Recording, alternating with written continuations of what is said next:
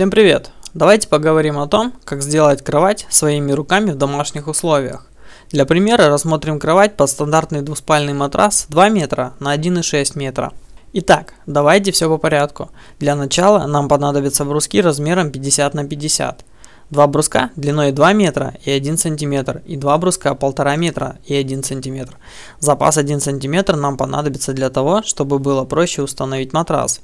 Из этих брусков собираем каркас, между собой бруски крепим саморезами, предварительно просверлив отверстия. Также для скрепления можно использовать уголки.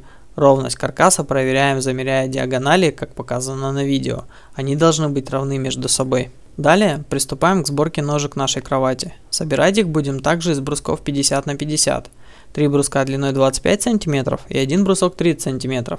Скрепляем между собой их саморезами. При этом крепить необходимо с одной стороны, со стороны длинного бруска, так как он будет внутри и не испортит лицевой вид кровати. Аналогично собираем остальные 3 ножки и устанавливаем их на наш собранный каркас. После того, как собрали основной каркас, необходимо будет его укрепить. Для этого посередине делаем ножки под центральный брусок. Бруски крепим между собой так же, как показано на видео. Таких ножек необходимо будет изготовить в количестве 2 штук и установить так, чтобы центральная часть была поделена на 3 равных отрезка. Центральный брусок также крепим к каркасу саморезами. Теперь можно приступить к облицовке нашей кровати. Для этого необходимо использовать ровные доски шириной от 20 см. При этом, чем шире, тем красивее будет смотреться наша кровать. Доски крепим к каркасу с внутренней стороны, так, чтобы шурупов не было видно. Также можно использовать маленькие уголки, но при этом они не должны иметь острых граней, дабы не порезать наш будущий матрас.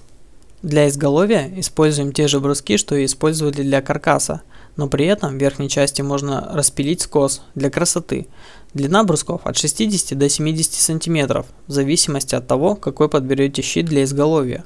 Бруски крепим саморезами, предварительно просверлив отверстия. Для предотвращения зазора необходимо будет использовать планки толщиной с облицовку. Далее крепим сам щит для изголовья. Вместо мебельного щита можно использовать толстую фанеру, но чаще всего проще найти сам мебельный щит или заказать на распиле. По стоимости обычно это недорого.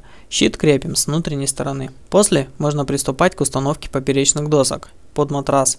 Доски используем толщиной 20 мм, длиной на 1 см меньше самого каркаса, чтобы при температурном расширении они не выдавили нашу облицовку. В нашем случае длина досок равна 1600 мм, а сам каркас 1601 мм.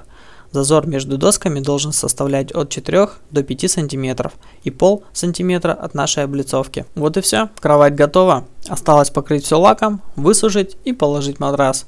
Всем спасибо за внимание, подписывайтесь на наш канал и до скорых встреч!